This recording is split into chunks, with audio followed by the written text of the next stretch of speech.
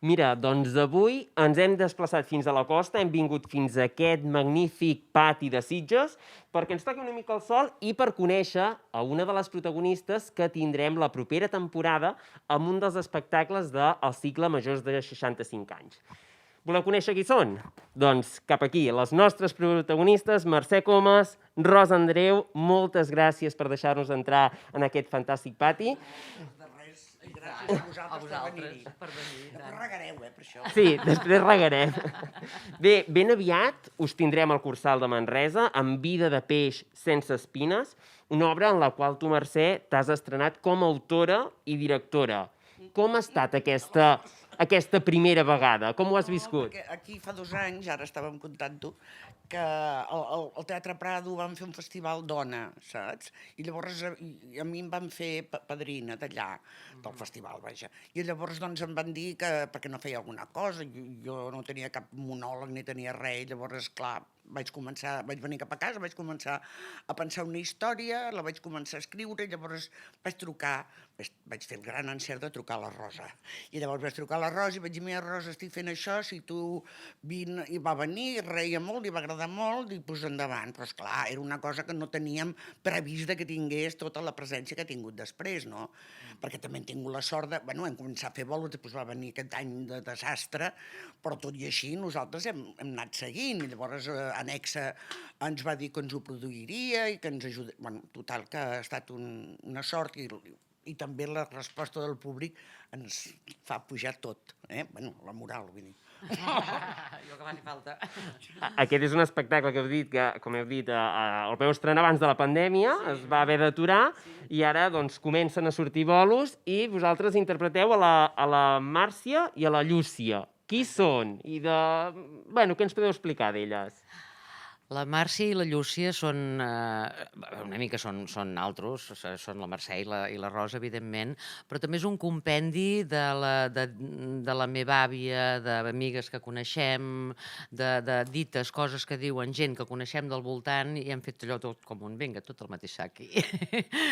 Són 2 dones grans, però modernes, vull dir, modernes, que viuen la vida, que la disfruten plenament en tots els aspectes, que no n'amaguen i que disten molt de la imatge de dones de 60 anys, diguéssim, aquell patró que hi ha antic i que arcaic, no?, de que la vida s'ha acabat, de que has de pensar en la jubilació i els nets i tot això, doncs res a veure.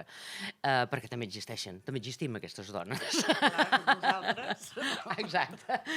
I res, tenen una conversa amb una consulta mèdica, bueno, allò que passa, que et trobes amb algú, connectes i comences a parlar, i bueno, i ja ho veuran, el que passa al final. En aquesta consulta mèdica només hi som la Rosa i jo presencials, però hi ha una sèrie de personatges que figura que són allà. I nosaltres, esclar, parlem amb aquests personatges, parlem, no? Però no hi ha ningú, però hi parlem igual. No, les I cadires estan molt bé. plenes. Les cadires estan plenes, i plenes de gent.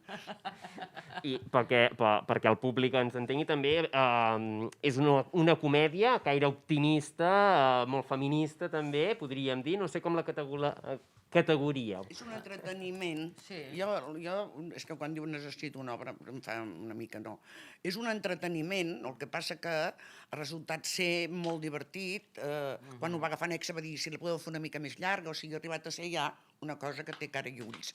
I és molt divertida. Això sí que és veritat que la gent no para de riure, i tot i havent-hi la pandèmia, vull dir, la gent s'ho passa molt bé. Una mica era l'objectiu també inicial, vull dir, era amb la intenció de fer riure.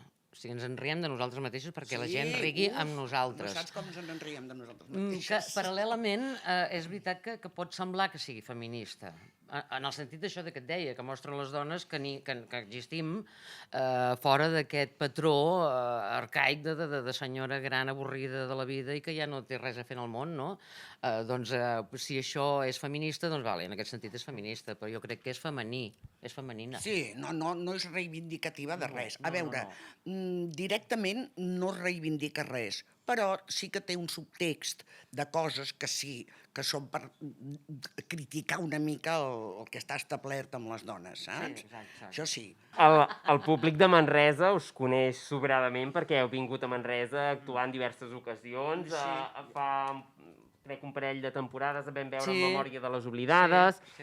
També t'hem vist a tu, Mercè, amb He anat molt al Cursal, no m'ho facis dir, però m'hi he passat la vida allà. I he anat molt a fer coses de teatre al Cursal. Fins i tot tinc una foto de l'última cosa que vam fer, enorme, que estava penjada, que jo vaig dir que m'agrada i em van dir, la vols? I la tinc a dalt, Cursal. Era pels pèls l'obra, els pèls. I en aquest muntatge, bé, també heu tingut l'ajuda d'un manresà molt conegut per nosaltres i també, a més, és un gallinaire com el David Pintor, que us ha ajudat, no? Oita! Ai, que m'heu cridat! Sí, nen! Oh, escolta, no Manresa, vés aquí! Quina sorpresa! Bueno, és que em venia més a cuento venir aquí que a Manresa, per combinació de trens. David, tu que has viscut el procés de creació juntament amb elles, per la gent de Manresa, com els convencem de que han de venir sí o sí a veure Vida de peix sense espines? Doncs és molt fàcil.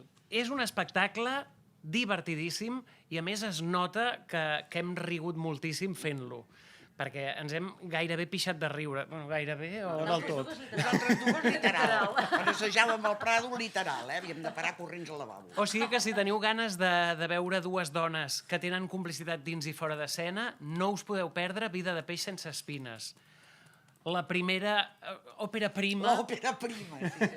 Nena, és així. És per així, favor. l'òpera prima de la Mercè i un fantàstic tàndem de la Rosa i la Mercè. El millor del món.